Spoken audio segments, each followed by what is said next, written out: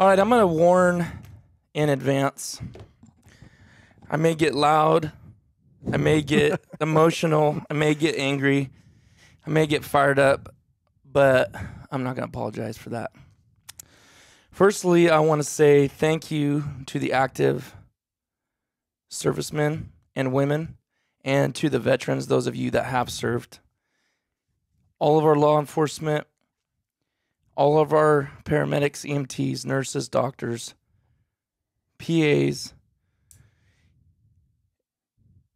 sheriff's departments, I said law enforcement, PDs, detective, I mean, anything I can possibly think of. Thank you for your service. Somebody emailed me the other day that I was in law enforcement. A few people have, and corrections and stuff, and said, keep speaking the truth. So we appreciate your support. We're going to talk about today, and Michael's here with me, but I've got some stuff I got to get off my chest first at the very beginning of this. So Michael can cut in whenever he wants, but we're going to talk about the Afghanistan debacle. Now, I've thought about this and I've watched it the whole time as it was going on. Kept up on it. Then I tried not to get too submerged into it because I didn't want to get angry and have things come up in my mind of other things of my experiences. Excuse me. So I waited to do this. And me and Michael talked about it. We decided to do it together. And I've been taking notes. Excuse me, I've been clearing my throat. And I got some stuff to say. So I'm going to read the numbers, what we left over there. Just from the little bit that I know. And if there's anything I missed, Michael, and you see you have some more information, feel free to jump in. $80 million of weapons and equipment, Humvees, that we left over there. 32 Mi-17 helicopters. I'm very familiar with those helicopters. 3 C-130s. 43 MD-500 helicopters. 33 Blackhawks, which I personally flew in as the crew chief on a medevac helicopter while I was in Afghanistan. 33 of them. 23 A-29 airplanes. 10 AC-208 airplanes. 20,000 grenades. 10,000 small arms weapons. 1,400 RPGs. Get this, 10 to 15,000 night vision goggles. And the worst of all, 13 servicemen and women that were killed. And even more American civilians Still left. and Yes. and Afghan friendlies that were allies. Yeah. That fought along with us. Yeah. One word, disaster. Literal disaster. The word debacle means a complete failure. That's what that word, if you look it up in the Webster Dictionary, it means a complete failure. We're talking about the Afghanistan debacle, which was a complete failure. And our president called it a success. Mm-hmm. How do you call this a success when all this, what we just read off, because, you know, I don't want to get ahead of myself. Let me play a clip of, if you don't believe me, that's what he said, and I know everybody on here listening knows this stuff. Let me play a clip of his exact words when he made an announcement. To address now. Last night in Kabul, the United States ended 20 years of war in Afghanistan, the longest war in American history. We completed one of the biggest airlifts in history, with more than 120,000 people evacuated to safety. Let me tell you something, why he's saying in history. Because he's trying to say, as the president, that I made this happen. Yeah. This was because of me, okay? That number is more than double what most experts thought were possible. No nation, No nation has ever done anything like it in all of history. No nation has been fighting overseas for 20 years. What are you trying to prove here, Biden? What are you trying to say you're someone good because you did this? What nation has been in a foreign land for 20 years? Yeah. And not one. What nation? Name that, Biden. Yeah. Only the United States had the capacity and the will and ability to do it, and we did it today. The extraordinary success of this mission was due to the incredible Let me play that again. Did you hear that? Brave, had the capacity and the will and ability to do it, and we did it today. The extraordinary success of this mission was due to the incredible skill, bravery, okay, I'm sorry. and selfless courage of the United States military and our diplomats. Thank you, Biden. I appreciate your care for us as the military. Success is loss of $80 million in weapons and equipment, 32 Mi-17 helicopters, 3 C-130s, 43 MD-500s, 33 Blackhawks, 23 18-9s, 10 208s, 20,000 grenades, 10,000 small arms, 1,400 RPGs, 10 to 15,000 NVGs, 13 servicemen and women, all the innocent people that were killed during this whole debacle. That is a success? Yeah, it's like saying I got in a car accident, but we had the tires still. It's what's left? There's no, and what's unbelievably frustrating to me is, and I know the same thing for you, is that with everything that's gone on, he's trying to be positive, and I mean, I'm sure obviously somebody's written this speech for him to do something that's whatever number he's trying to achieve, whatever. Like we did this in this record. Well, it doesn't matter. What did we do? We left all this equipment, all these people. People died. There's still civilians over there. There's still American people there. Civilians. There's men and women that have been tortured, American citizens. I mean, there was like a woman who was pregnant, a California woman that was pregnant. She was over there. The Taliban were kicking her in the stomach. I mean, it's absolutely horrendous what's going on, and for nobody, for him especially, to take responsibility, said we made a mistake. Nobody's saying we made a mistake. It's we got it done. We got out. And they want to blame Trump on all this other garbage. And, you can listen to Trump, what he said, and there was a deal that he had.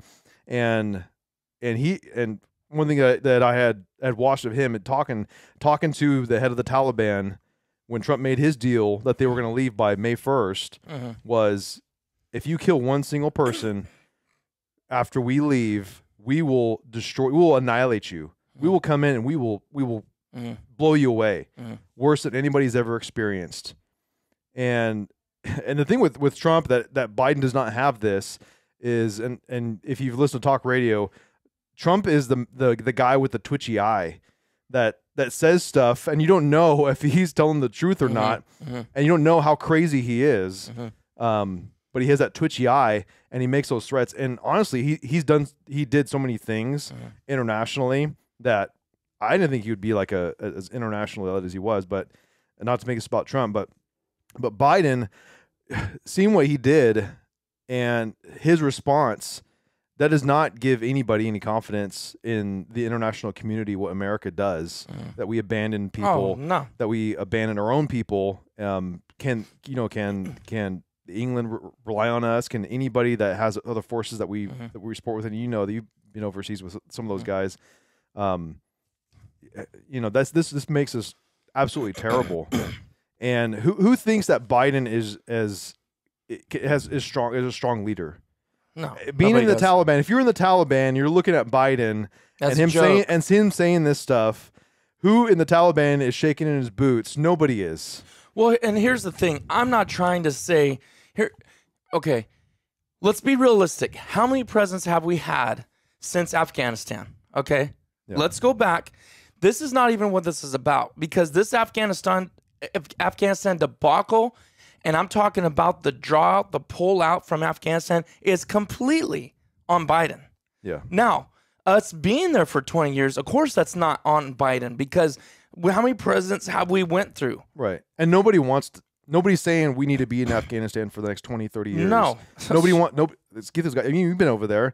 You do not want. I honestly believe you do not want to be over there. No, you don't want to be involved with this. And no matter where you're siding with this, if you're libertarian, chances are you don't want to get involved internationally. But yeah, we need to withdraw our troops out. But the way it happened was wrong. It was a huge mistake. Absolutely. Well, let's dig into that for a second, because I have some things about. Put yourself in the mind of fighting in a war for 20 years. That is not, and I said that even when I was over there back in 2013. That it was not a war. It was a policing mission at that point. You can't be somewhere for that long. You're not in war. You're not constantly every day fighting for your life. You're not doing that because you're only reacting to things that happen. When you're like in legit war, you're on the front lines every day. Everybody is, for the most part. And I'll tell you why we lost. We lost because of our ROE, number one, rules of engagement. If you know what that word means, ROE, and that is what we had when we went over there, was our rules of engagement. And those guys know us so well and have fought us for so long, they know our ROE. They know we cannot shoot at them or back at them until we get shot at. That's been around for a long time, unfortunately. And that's what causes the enemy to have a strong hold on you, is when you you basically got to be hit and shot before you can even fight back. Yeah. And it's urban warfare, because so you've got children, you've got kids, they're all involved. Everybody's involved, but that does not make them all bad.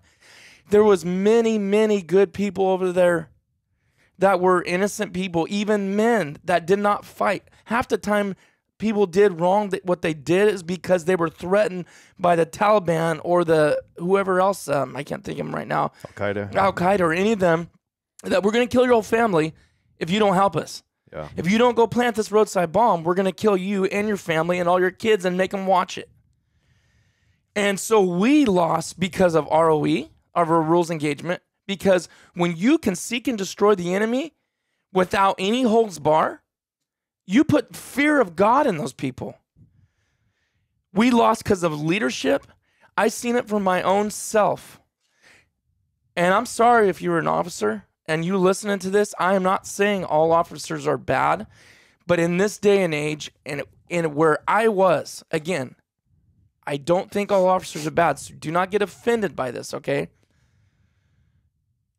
But most of the officers that I seen didn't care anything truly about their soldiers. It was all about career progression. That's all they cared about. The people that I worked with, okay? That's it. Don't count. I know there was some really good guys. They really cared. But as far as the leadership directly that I had, all they cared about is career progression. Going from a butter bar to a first lieutenant, and then to a captain, and then to a major. That's all they literally cared about. Our major over there, over our company, was throwing fits because we'd come back from missions with holes in the helicopter from bullets, yelling at the pilots, yelling at the crew members, telling them, what are we doing wrong? What are you talking about? We're in a war zone, dude. Yeah. Hello? Like, you're a moron.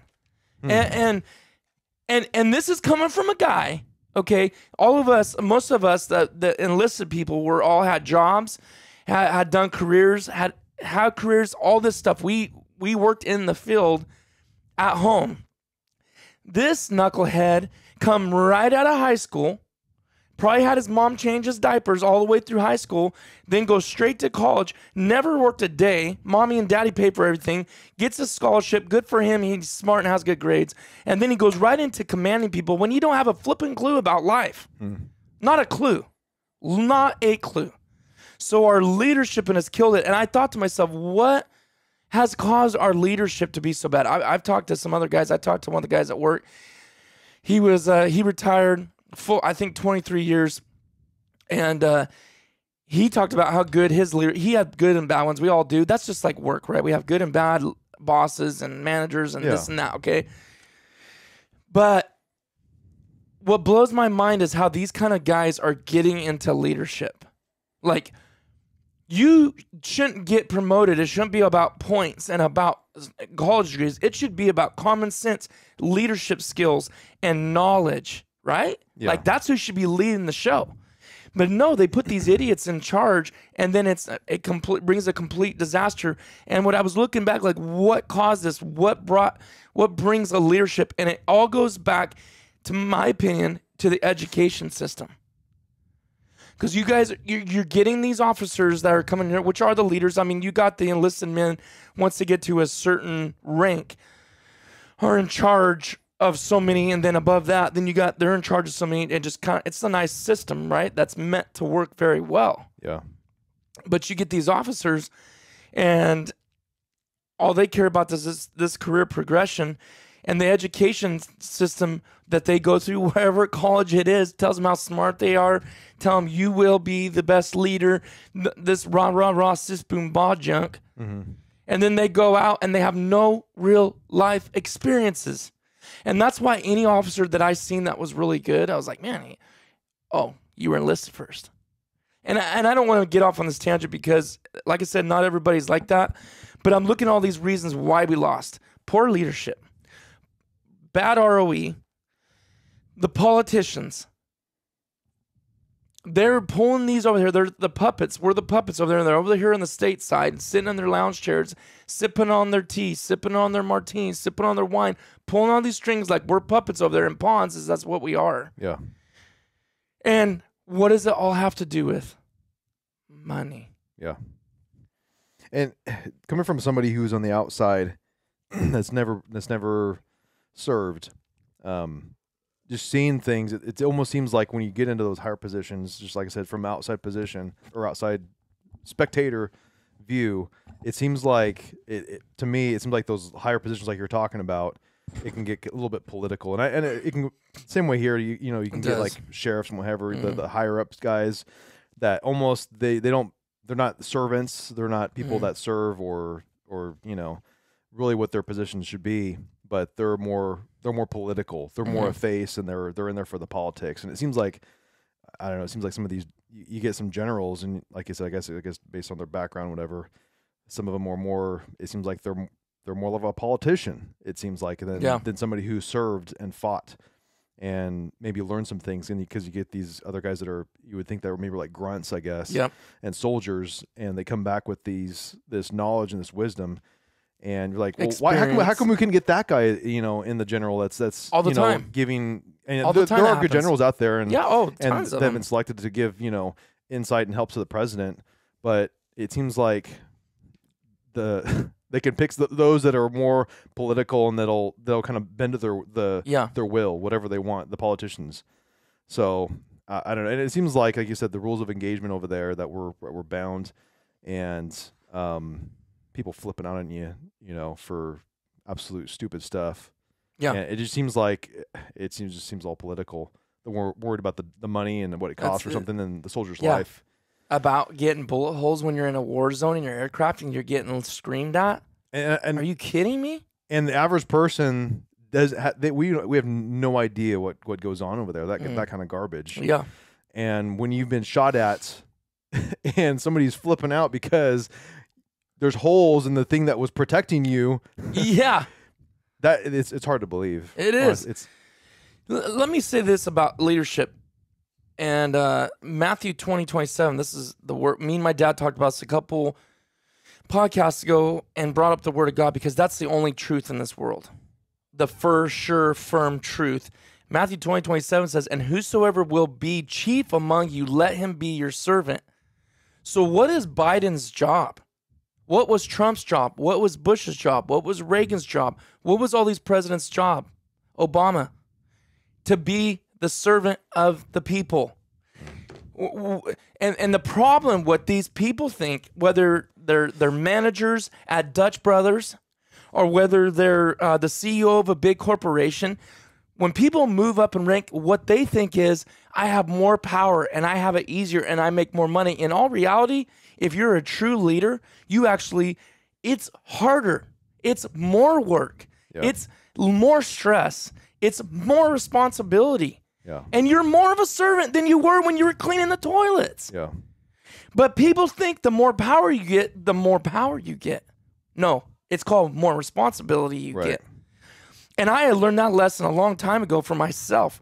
The more that you take on you, the more you are responsible for. Yeah.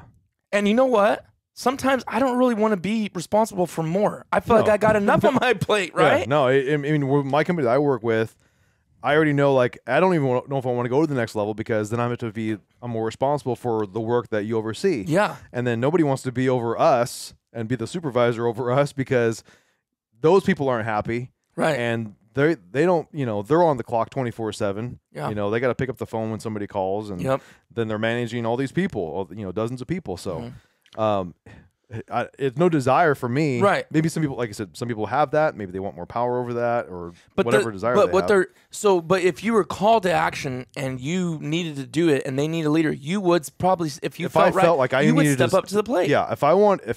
Same as any person, you feel like you pray that they would have that in them, that if they felt like they need to step up and do something about something, then they would step up and take the responsibility.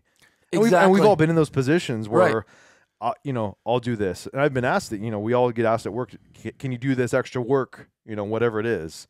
Yeah, I'll do this. And when it goes wrong, whose fault is it? Yeah, it's mine. Who should be the one raising their hand first, saying, you know what? Don't blame it on them. They're under me. I take full responsibility. That's how the chain of command works. Yeah. And that's what he's saying here in this scripture. It's saying, hey, whoever is chief, let him be your servant. Yeah. And that is the issue with Biden. I brought that out to say this. The issue with Biden, or any politician, or you, or me, but we're specifically talking about the debacle here, is Biden did not say, you know what? I take full responsibility. This was not a success. This was a failure on my part as a leader of our country. Yeah. Instead, he says, it was a great success. Let me get your thoughts on this, because there's two different mindsets here because of Biden. He's either one, he has no idea what's going on. I think a lot of times he has no idea what's going on. He's just being led and just given ice cream whenever he gets into the helicopter or something, or he actually knows he's actually aware of what he did. And I think a lot of times he has no idea what's going on. Sometimes he's sitting in a chair and people are, your reporters are yelling questions at him. He looks like a lost puppy. Yeah. And he's just like, where's my ice cream? Yeah. But in this, I honestly think he knows exactly what happened. Yeah. And you can look back whenever they killed Osama bin Laden, or whatever happened with that. He was in the room. I mean, he spent 8 years as vice president through Afghanistan. Right. So yeah, I mean, and I forget about that sometimes. You know, like he was vice president. Yeah.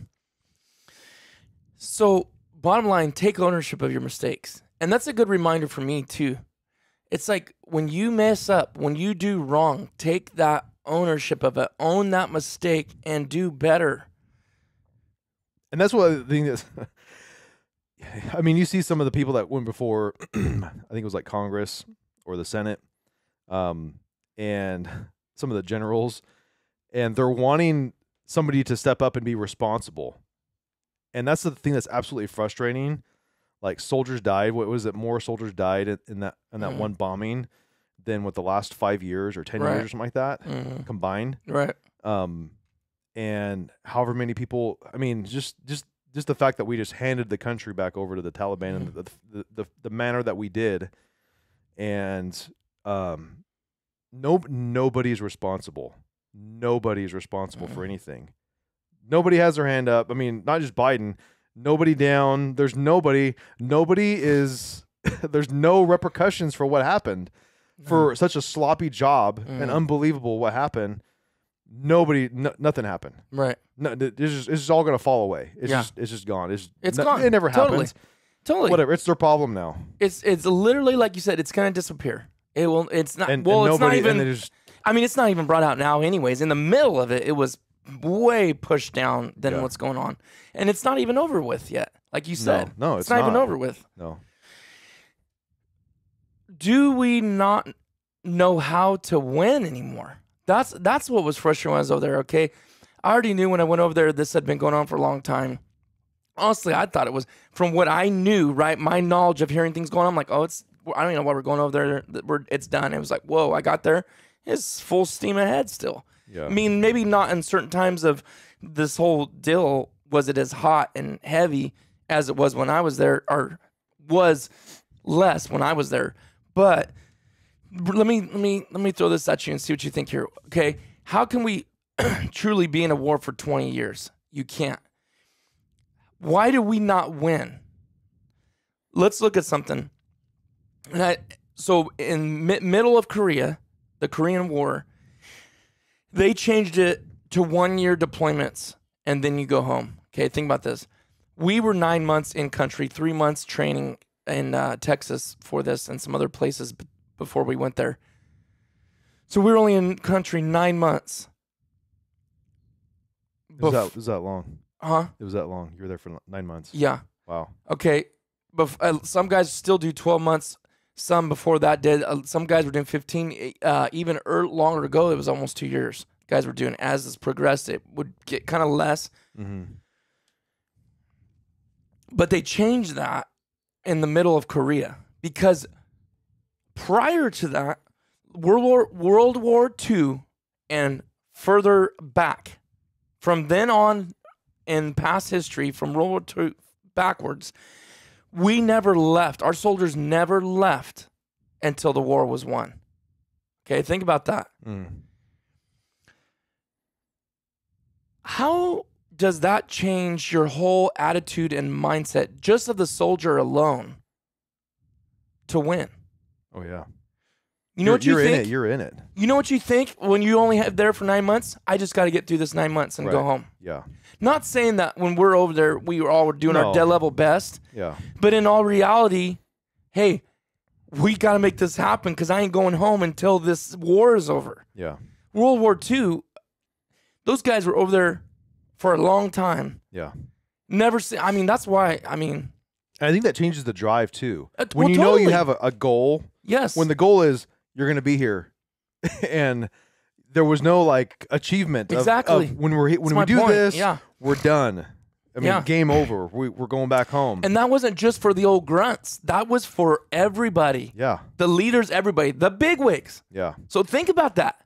Now you got these officers and these ones in command, and I'm talking way up the ladder, that know they are there. When World War II, they are there till this is over. Oh, yeah. Their kids are getting older. They're missing out on birthdays. They're missing out on their life. A lot are dying. They're seeing men die all around them. Hey, we are going to make this happen. And you know what? The little stinking pansies and the little, I can't use, I want to use some words. I'm trying to be nice. But the pansies is my gnarliest word I'm going to use right now, okay? All right. The little daffodils and little... Okay. Okay, you know what I'm saying. You're giving me... Yeah. Those guys fall away. Yeah. They fall away. Because they won't last or they're going to die and get killed or shot. But when you don't have anything, any mindset... Like I just said, and then you confirmed the same thing. That whole mindset, you don't have that there. Like we're in it till we win it or we die trying. Yeah. You have no advancement, dude. There's no advancement. Nothing's really gonna happen because when you got somebody up in the high office making a decision, because they're sick and tired of being in 125-degree weather, they're sick and tired of getting shot at, they're sick and tired of seeing their friends die. Mm-hmm. They're gonna make the call. Go kill those guys. Right. Go take them out. You know, but now it's like, well, you know, I'm only going to be in country for 2 more months, and I'm just about to get promoted to lieutenant colonel. And if I do this and they slap my hand, then I go down in rank and I go down in pay. And when I go back stateside in 2 months, then I'm going to be demoted. See that? Yeah. You see how that works? That's why we aren't winning anymore. You know, and here's another thing. You lose continuity too. So if you've watched any war movies at all, you see these guys, and when the new guy comes in, because these other guys have been fighting and dying by each other for a year and a half, 2 years, or whatever, and you get this new fresh blood, and how do they treat him? Like garbage. And it's not because they don't really technically like the guy, because we're all brothers in arms. Yeah. It's the fact that they haven't seen the hell that these guys have seen. They haven't lost the friends that they have lost, and they're all coming in gung-ho, like, let's get the bad guys, Right. And so that continuity is not there with those guys, but the continuity that is there is these guys have been through thick and thin, and they become like one moving unit. Right. Right? And I can relate that to my personal military experience, but I worked with those guys for 12 solid hard months. It was amazing how we were from day one to when we went home. Our continuity and our skill and our drive and our mindset. We didn't have to tell each other what to do. We didn't have to confirm. We knew. Just like here in the medevac, even on the civilian side, doing stuff, it's like when we get that new person, we're just like, it just feels like even though we know what we're doing, them in the mix, now you're worried about them not walking into the tail road or doing something stupid. So it throws you into it throws you out of whack a little bit. Yeah. And so in this wars, when guys are leaving and coming and going, you don't build that continuity and that power up. Well, I guess you can relate to almost like a marriage, because you guys are in it, and you guys you have each other's back, and it's the experience that you guys go through. Mm-hmm. I don't know half of the things that you've seen and gone through, but the hardness it'll bring you together, especially when you guys are you're on a team. Yeah, and it's not going out and playing paintball and you're on a team, you have one goal. It's like there's some things you guys been through and some hard times. Yeah, and like I said, you bring in somebody new that hasn't experienced that, and you kind of have to get them up to speed almost. Yeah, because it's almost like there's no skin in the game yet. So you got to get in, and when you do experience that with each other, with anything, once you've experienced that and you got blood on the line, and you realize how it is, like trying to understand what you're saying here is that's a big deal. And that's the literal thing I wrote down: skin in the game. That was my last little bit of notes. Is World War II, and before that, it was for your country. Yeah. And when we fight, and when people fight, soldiers fight today, it still is for your country. I'm not saying it's not. But when I say it was for your country, I'm not just talking about the soldiers. I'm talking about the people at home. The men, the women, the husbands, the wives, the daughters, the kid, like everybody, they all had to pay a price. They were rationing things. It was involved. It was highly involved with everybody. And everybody was in the fight. Now, there's literally no skin in the game, just like you said, and money is all that matters. Mm-hmm. It literally is all about money. Companies are becoming filthy, multi-rich millionaires because of this war. Over the last 20 years, people have become so filthy rich. I'm not even gonna try to name off weapons and people getting these government contracts. It's employed and give people millions of dollars, millions and millions of dollars. Oh yeah. Think about this. I think the year that I was over there, I made $27,000. You're not even living. You're not. And it depends. And we were renting, and thank God our landlord was giving us very fair a rental, and I never asked him. He, out of the goodness of his heart, he dropped our rent down while I was on that deployment. I know people helped Sarah out while I was gone, the girls. But, what was I saying? Where was I going with that? Oh, and as I was over there, and this is nothing against them, and trust me, I've thought about going over there as a civilian contractor to work in the past. I used to think that.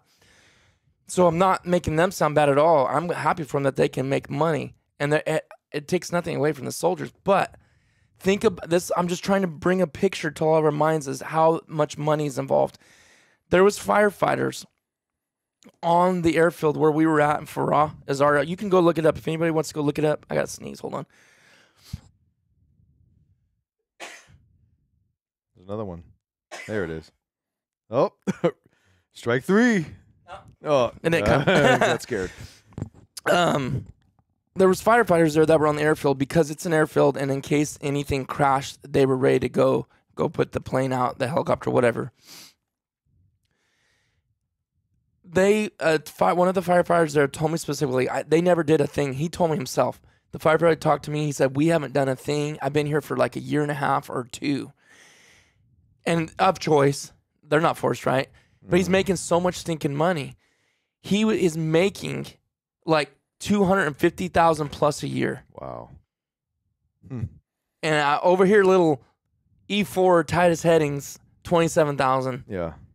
And he wasn't proud saying that, because I asked, I go, what? I'm just out of curious, and he didn't even want to say, because I think he kind of has some common sense and knows like the American soldiers getting, let's go ahead and pay this is not about me. So when you see me get worked up, it's not about like I'm so mad I didn't make more money, because we chose to do it. Yeah.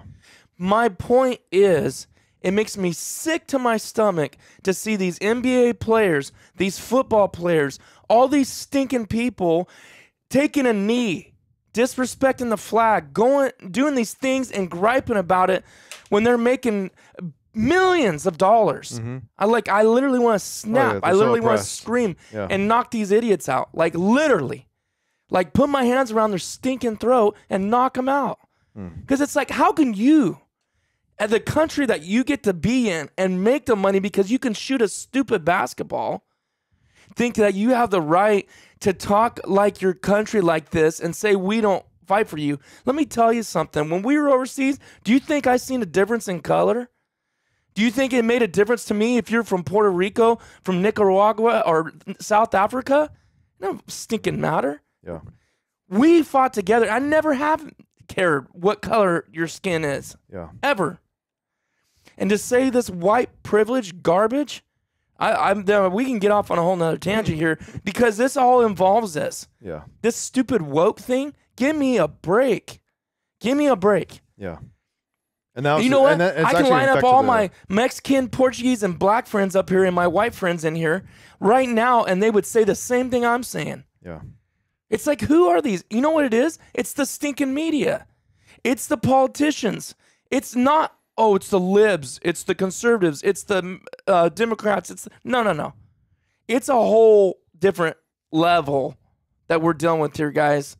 Literally a different level. We see on such the surface level of what truly we think, because that's what they want us to think. They want us to hate each other.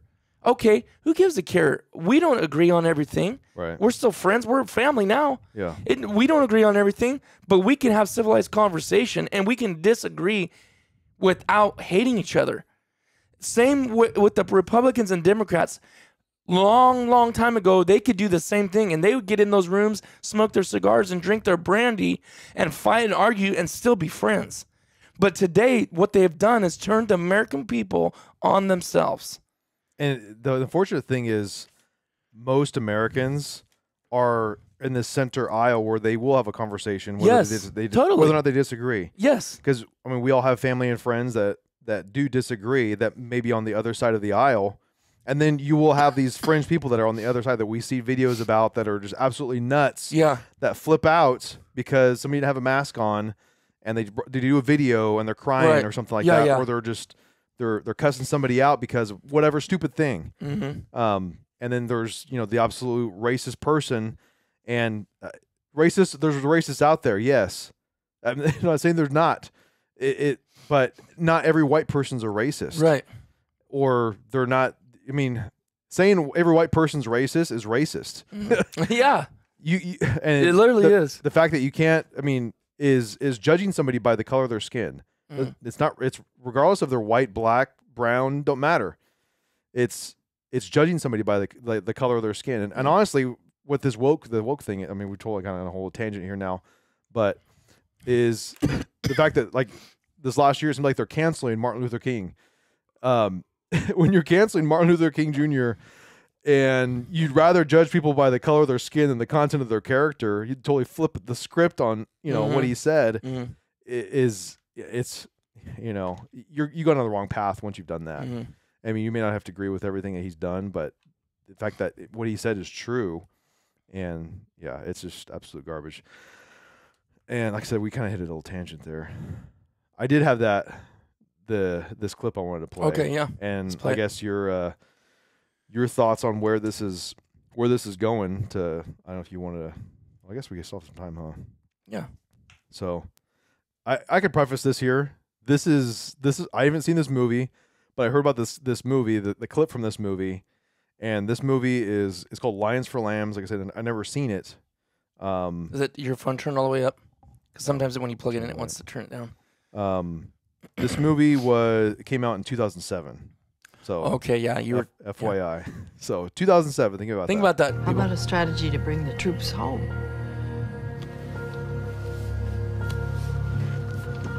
So leave. That's not an option.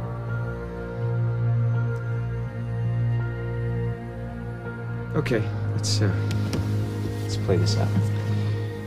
We walk, and Afghanistan reverts back to the Taliban.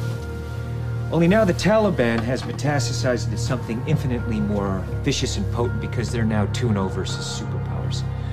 They butcher the people who helped us, who voted, who were stupid enough to put their faith in our word. So call it not only the end of hope for tens of millions of Afghans, but the end of American credibility, the end of America as a force for righteousness in the world. When did America And when we're forced to go become- back in a couple of years, and please quote me on this, we'll be squared off against a shattered Iraq, a hopeless Afghanistan, and a nuclear Iran. How many troops are we going to need then? I guarantee you'll be adding some zeros. What are your thoughts on that? Oh, dude. How do you think it was? What's funny is people knew it back then. Like you could Even a writer in Hollywood. you could play it out. Yeah. And I'm sure they got people that like, what are your thoughts? You know, maybe it's like some military experts like that. Like they wanted to be realistic to their script or something, and they played the scenario out. And lo and behold, 16 years later, no, it's not 16 years later, 14 years later, that's exactly what happened. It's like all I had to do was watch the movie. Yeah, should watch the movie. But I'm wondering, do you think we're going to end up going back there because of something that happens? And honestly, the reason why we did go over there was not just that because they attacked us and what they did on 9/11, Right.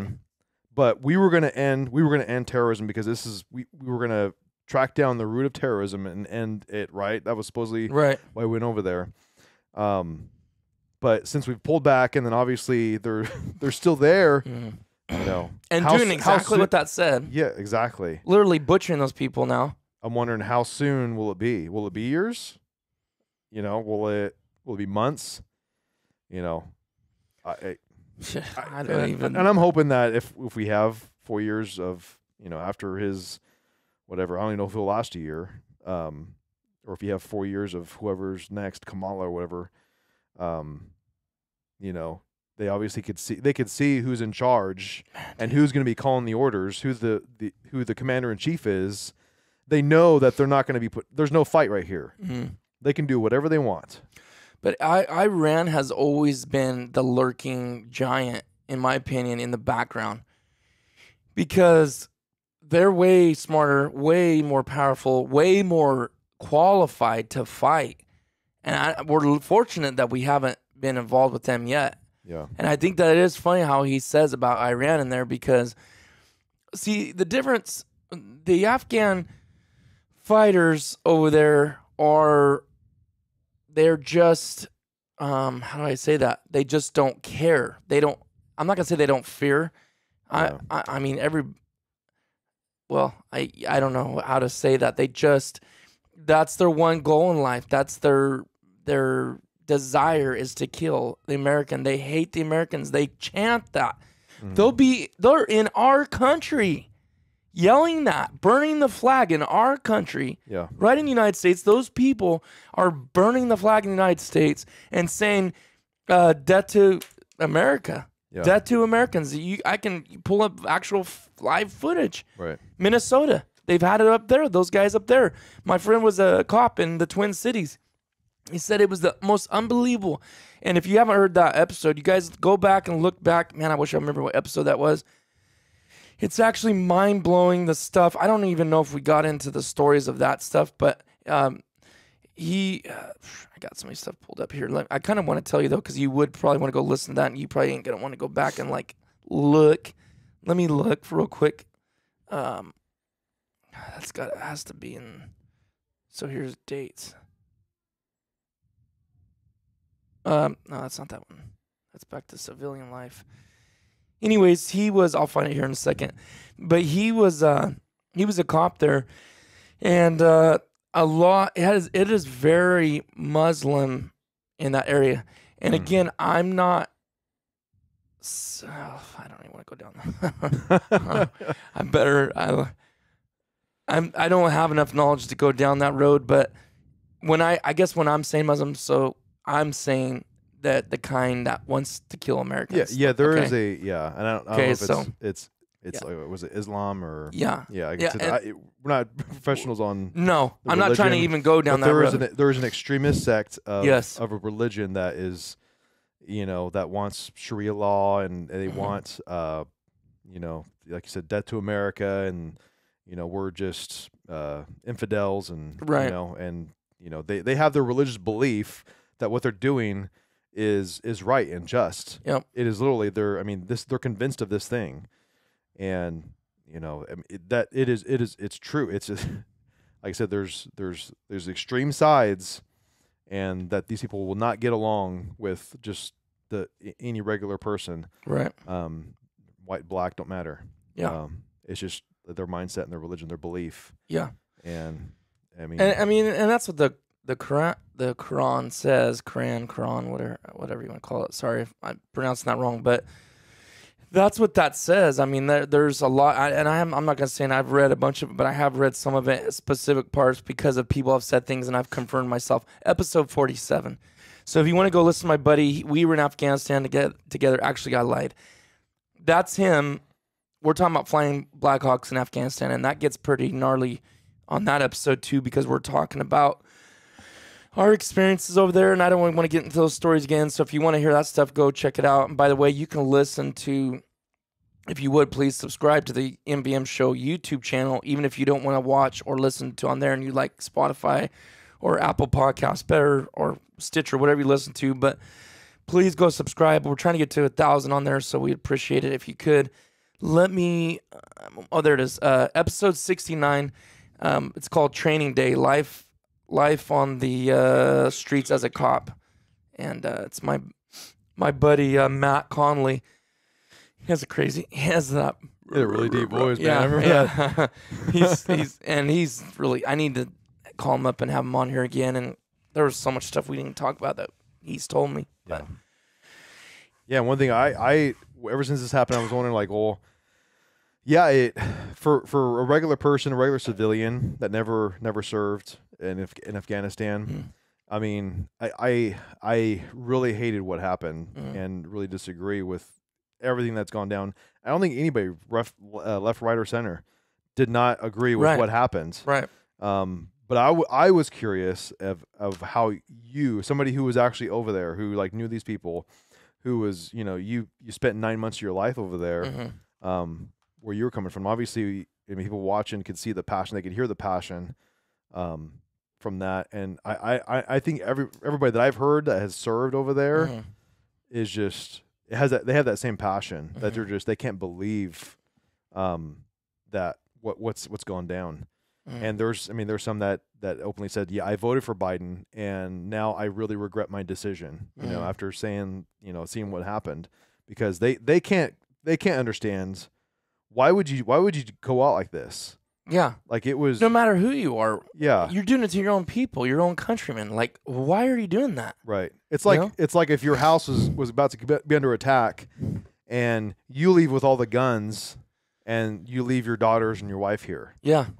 And your house is fixing to be raided by some evil people. It's like, why would you do that? You would get them out first, men and women and children off the boat first. Get them out, get the civilians out. Yeah. I mean, how hard was it to do something like that and just pull out? Yeah, I mean, it hacks me off, as you can very well see. I mean, the whole thing did, and that's the thing, is why this didn't stir me up any more than anything else, so to speak, because the whole thing's been so jacked. I was already so mad and hacked off back when I was there. Yeah. 8 years ago. So almost 9 now. Actually, February will be. I've been home for 9 years, and it feels just like yesterday. Unfortunately, I don't even like the feelings of being there and doing that. But it's like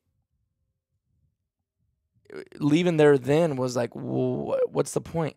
And before I even went there, the men that I would watch stuff and documentaries and stuff, and their whole mindset was like, why are we here? Yeah. We're not winning. We're not searching and destroying. We're sitting here like stinking fish in a tank, in a fish in a.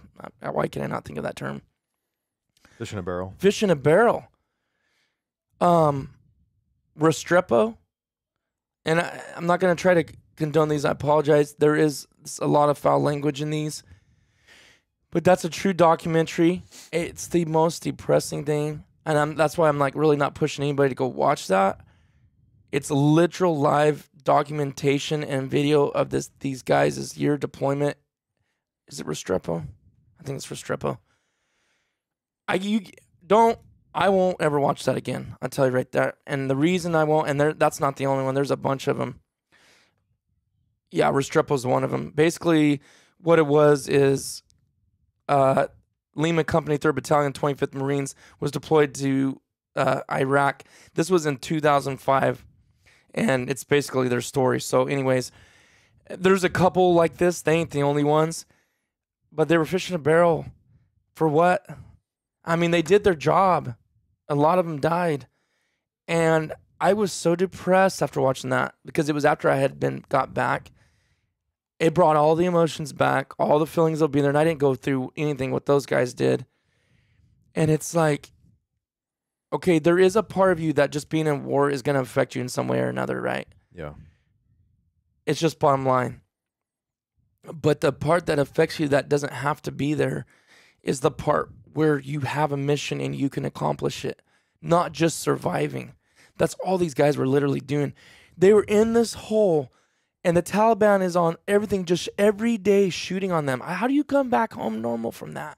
How do you come home normal from that? You can't. Yeah. PTSD, post-traumatic stress disorder, can happen to anybody. That has been made to be a military thing because they have dealt with it the most. Right. But you can have PTSD and never have been in the military, never have done. It's just post-traumatic stress syndrome. You get in a bad car accident. I've gotten in a helicopter crash, and I thought I was going to die. I thought it was over with. And the sounds that I heard as I'm going through this helicopter crash, I can still almost hear this. I can hear it today. If I close my eyes and think, I can literally hear those same sounds. Just, I can't explain it to you. Yeah. Or a car accident. I don't know if you've been in the car. James has been in a gnarly. I asked James. He'll tell you he can still hear those sounds and have those feelings, right? That's PTSD. So me saying that I did have some PTSD from Afghanistan is not because I want some money from it or I want some sympathy from it. It was just things that I dealt with over there I still can deal with today. Yeah. Right? So do you see where I'm going with that? Yeah. I'm not trying to make it sound like nothing special. People deal with this all the time. Think about these little kids that get abused and molested, PTSD the rest of their stinking lives. Yeah. Because some idiot did something to him. So one of the things I dealt with was, and I've told this before, not on here, but when we would get rocketed into the base, when we were inside the wire or inside the compound, this certain tone, it was only that, I've never heard it anywhere except there, okay, before I went. This tone would go off, which was letting you know it was these sensors that was reading rockets that were coming inside. So when we got to Afghanistan, there was a bunch of these little, anybody's there that you're listening right now, you know exactly what I'm talking about. Bunkers, I'll call them bunkers, but they weren't underground. They were above ground, but they were really super thick concrete sidewalls and a top. Okay. Whatever.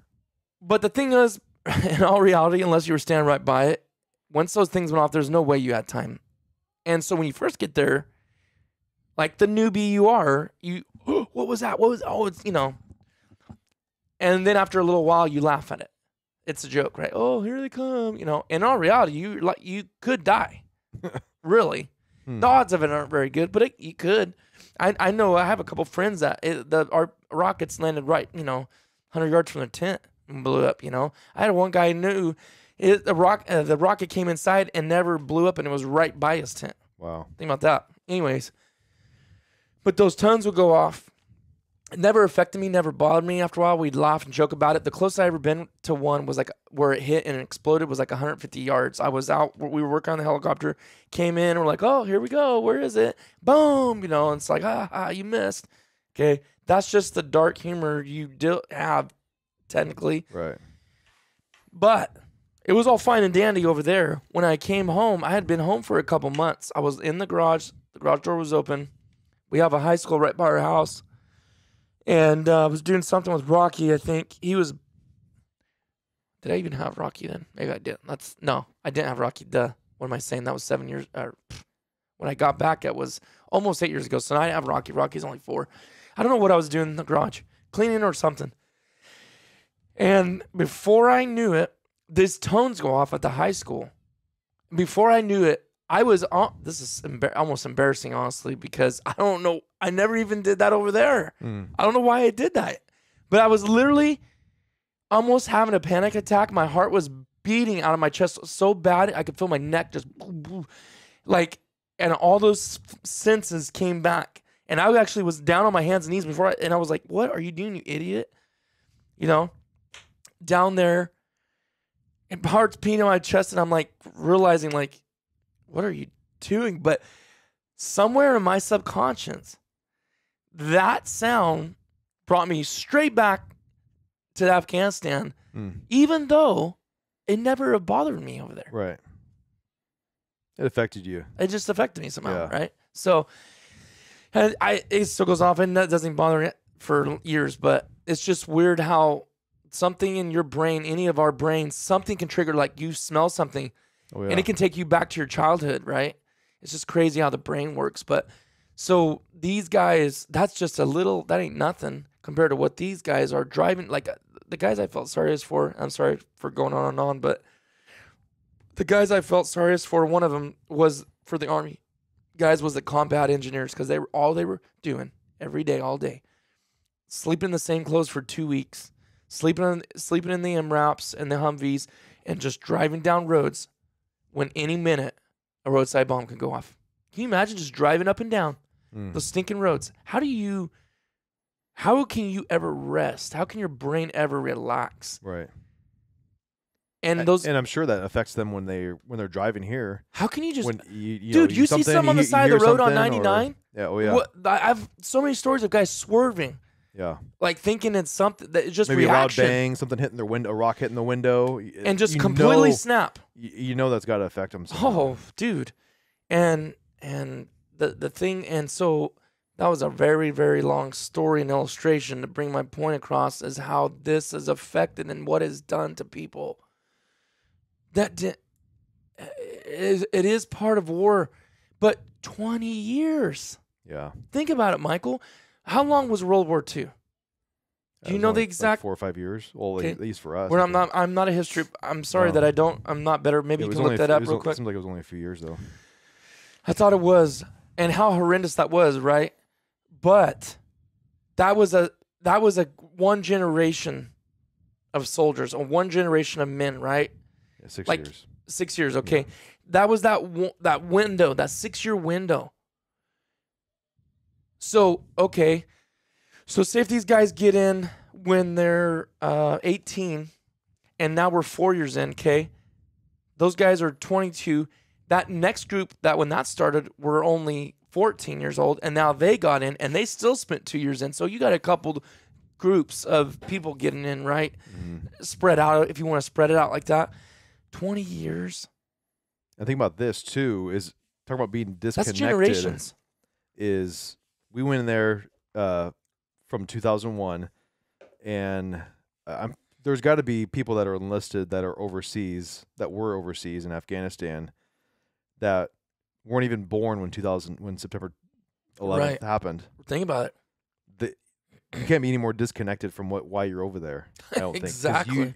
I remember where I was that morning. I was just getting ready for school, and one hits there, and then that day at school, it was just quiet. It was terrible. We did like a moment of silence, moment of prayer.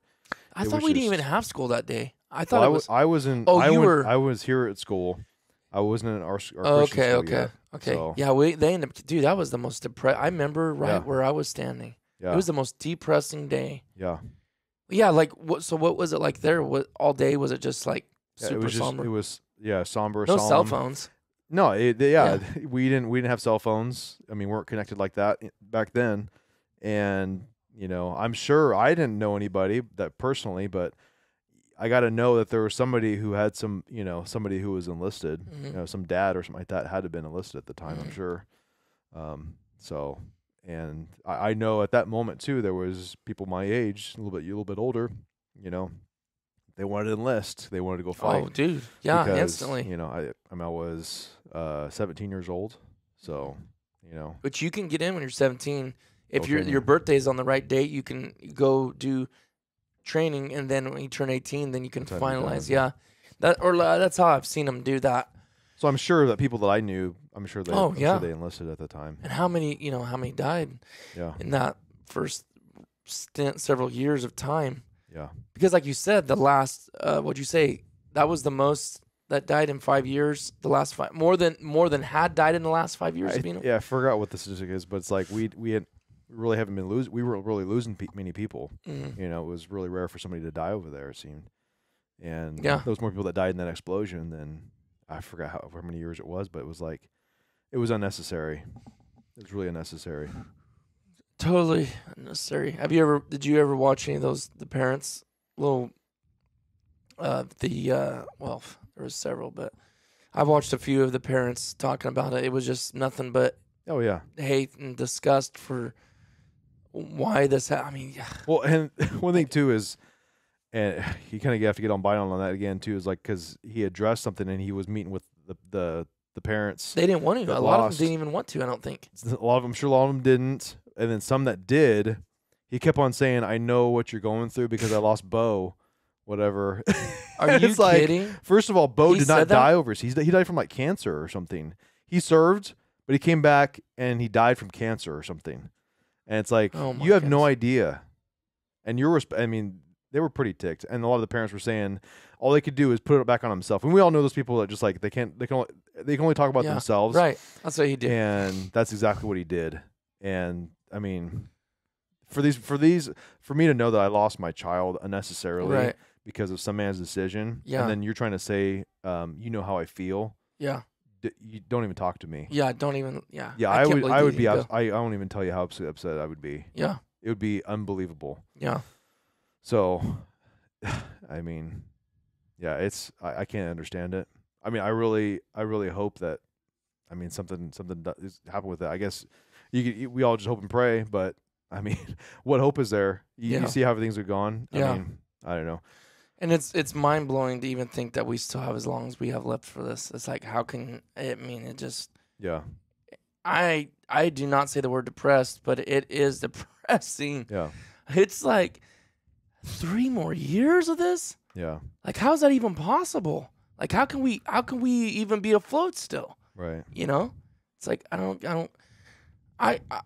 gonna say this 2 ways. I thank God I'm not in the military still, but I feel so horrible for the people that are still. Yeah.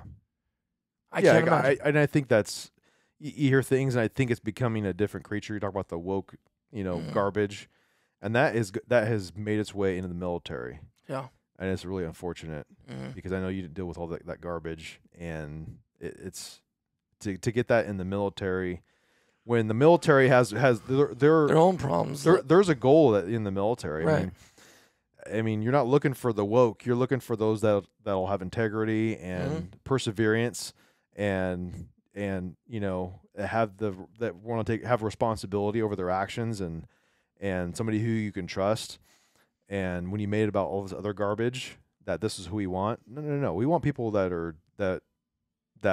can fight, that you can rely on in the field. Yeah. And I don't know. There's, I guess you could probably do another episode on that. But I don't know if you've seen those commercials with like the CIA talking about my identity and I what all this other garbage in there.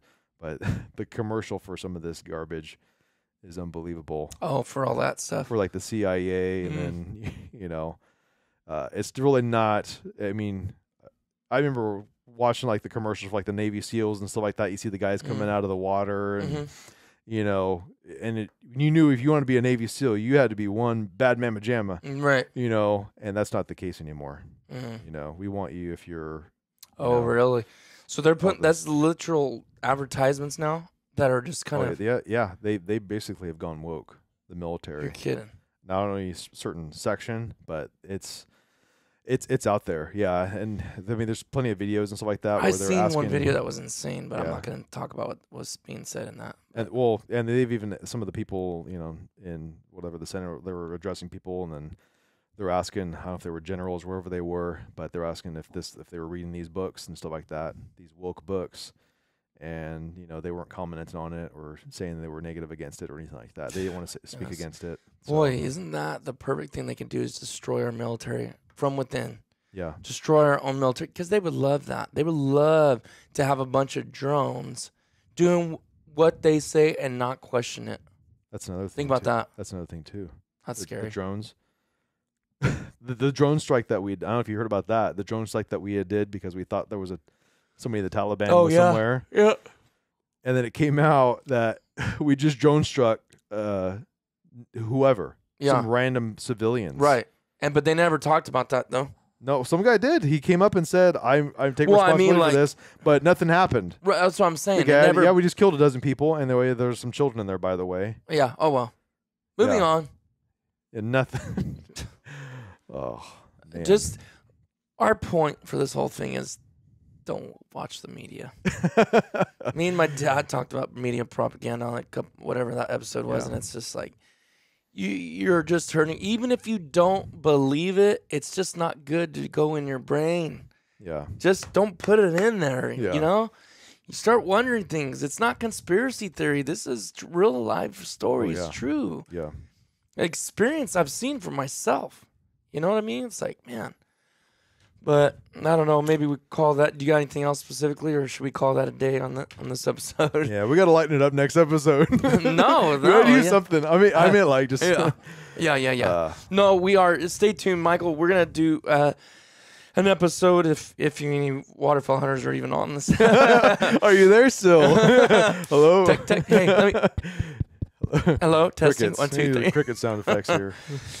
Scared everybody off, but we're gonna talk about Michael's season last year. We did an episode with him before the season last year and getting into it, and then he did some pretty cool stuff and some pretty neat things happened. So we'll bring that. And you still haven't done your Trump we need some impersonations to start rolling to some. You got too hot and heavy in this episode. I know. You started out. So I was like, no, this I was ain't gonna come in a little bit, but I was like, no. No, this one was save it for later. We'll save it. You just surprised us, Michael. But anyways, well, guys, thank you for listening. And let me say this by closing out. I try to do this when you guys take the time to write these up. I really, really appreciate it. So on Apple Podcast, I always been saying iTunes. It's not iTunes. This whole for 141 episodes. Who uses iTunes anymore? Because I was saying that's where you could find it, but it's not. It's Apple Podcast. And did they change that? Because it used to be iTunes, right? No, it never was, huh? No. We're talking to the guy. We're talking to the guy that knows a lot of this stuff. So. What was I even doing here? Now you got me all mailbag. You're mailbagging. So here it is right here. I think but it says 5 stars. Great podcast. Great listen for duck hunters or just red-blooded Americans. That's a new one. And then that was from a Droid Mac, right? Yep. Sounds like a really awesome guy. Yeah, it does. And then the newest one, which was on Tuesday, was 5 stars, said, wonderful presentation. As a fellow duck hunter from a neighboring state, Idaho, it is great to hear dudes with the same values as myself, as well as the group of people I hunt with. Keep up the good work. That was from Naylor Law. I know the names don't always represent what the real name is, but Naylor Law. Thank you for writing in and giving us a review on Apple Podcast. So if you're out there listening and you're on a droid, or do they still make droids, Michael? I don't even know if they do. I don't know. Just Android. Come on. If you're on Android. So Android or whatever you're on, listening to whatever platform. Thank you so much, guys, and we will see you on the next one.